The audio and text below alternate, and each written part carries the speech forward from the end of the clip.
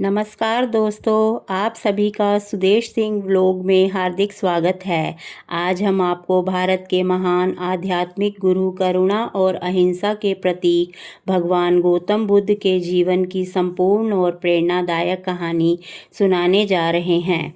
कैसे एक राजकुमार सिद्धार्थ ने महलों का सुख छोड़कर सत्य की खोज की, कैसे उन्हें ज्ञान की प्राप्ति हुई और कैसे वे पूरी दुनिया के लिए शांति, प्रेम और मानवता का संदेश बन गए।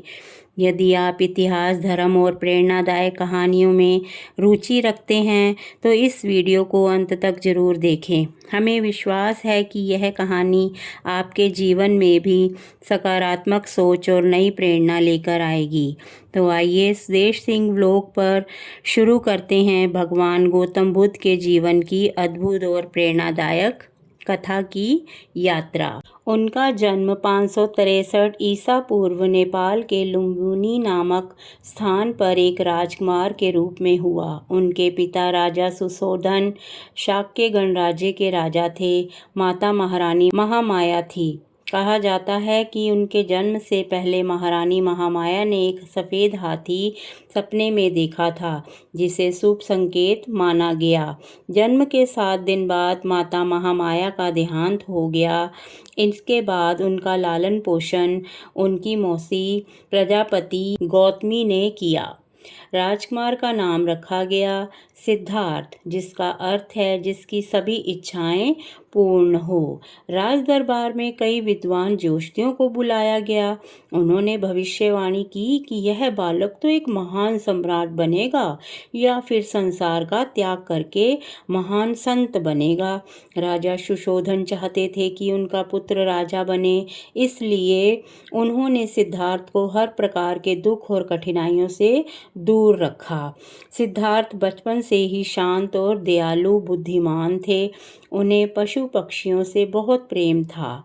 एक दिन उनके चचेरे भाई देवदत्त ने एक हंस को तीर मारकर घायल कर दिया। घायल हंस सिद्धार्थ के पास आ गिरा। उन्होंने उसकी सेवा की और उसका जीवन बचाया। जब देवदत्त हंस को वापस मांगने आया तो सिद्धार्थ ने कहा, जीवन बचाने वाले का अधिकार जीवन लेने वाले से बड़ा होता है। यह घटना उनके दयालु और स्वभाव का प्रमाण थी। 16 वर्ष की आयु में सिद्धार्थ का विवाह राजकुमारी यशोधरा से हुआ। कुछ समय बाद उनके पुत्र का जन्म हुआ, जिसका नाम राहुल रखा गया। राजमहल में उन्हें हर प्रकार का सुख मिला, लेकिन उनके मन में जीवन के वास्तविक अर्थ को जानने की इच्छा बनी रही। एक दिन सिद्धार्थ पहली बार महल से बाहर निकले। उन्होंने 4 दृश्य देखे जिन्होंने उनका जीवन बदल दिया। पहला, एक बूढ़ा व्यक्ति। दूसरा, एक बीमार व्यक्ति। तीसरा, एक मृत व्यक्ति। चौथा, एक शांत और प्रसन्न सन्यासी।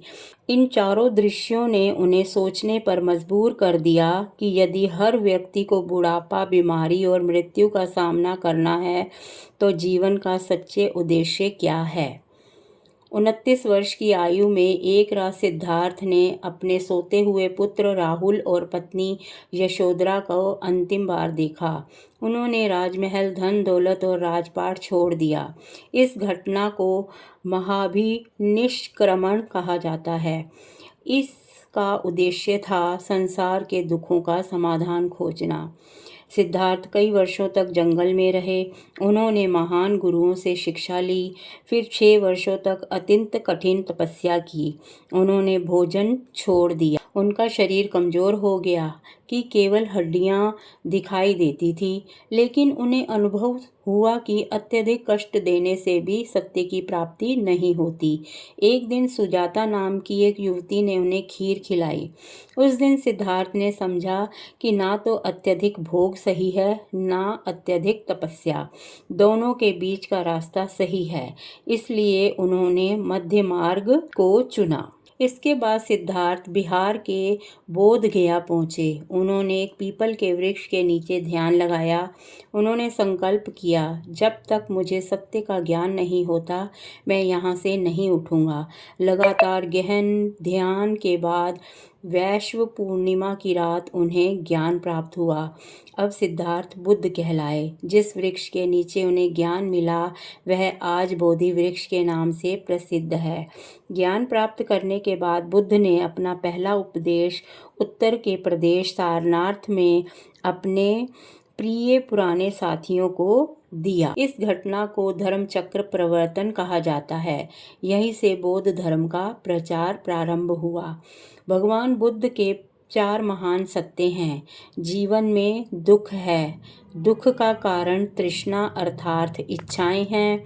दुख का अंत संभव है। दुख समाप्त करने का मार्ग अष्टांगिक मार्ग है।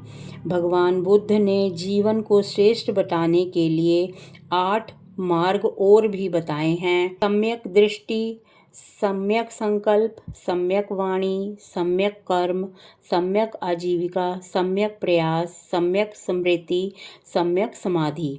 उन्होंने कहा कि जो भी व्यक्ति इन सिद्धांतों का पालन करता है वह सच्चे सुख और शांति को प्राप्त करता है। भगवान बुद्ध ने कभी किसी के साथ भेदभाव नहीं किया। राजा हो या गरीब, स्त्री हो या पुरुष, सभी उनके लिए समान थे।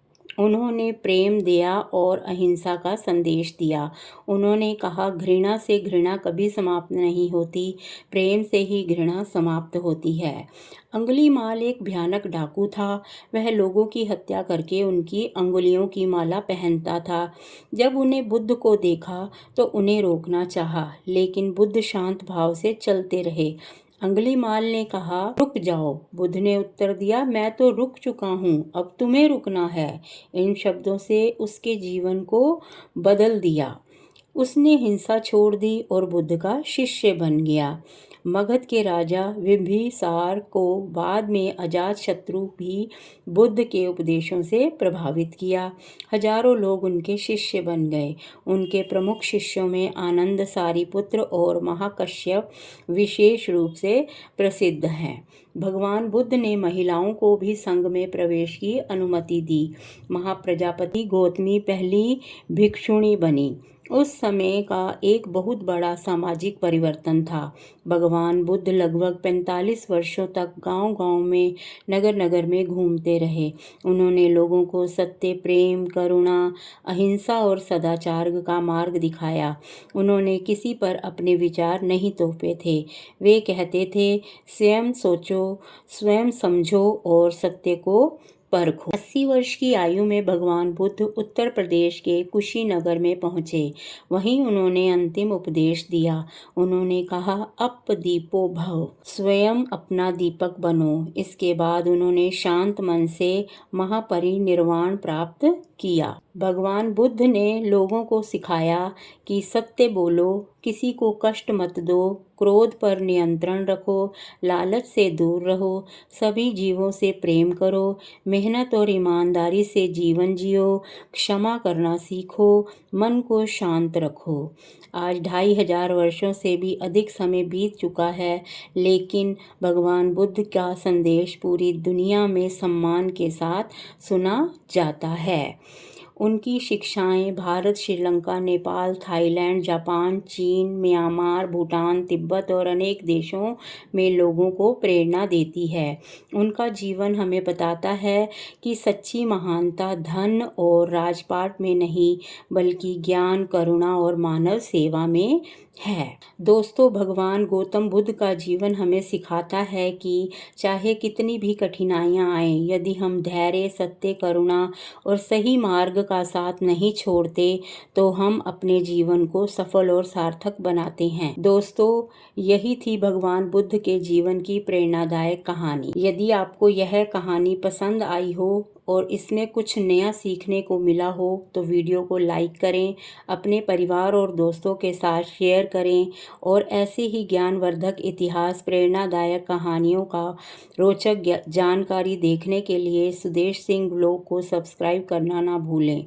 आपका एक लाइक, कमेंट और सब्सक्राइब हमें एक ऐसी बेहतरीन वीडियो बनाने के लिए प्रेरित करता है। आप देख रहे हैं सुदेश सिंह व्लॉग। मिलते हैं अगली शानदार वीडियो में। जय हिंद, जय भारत।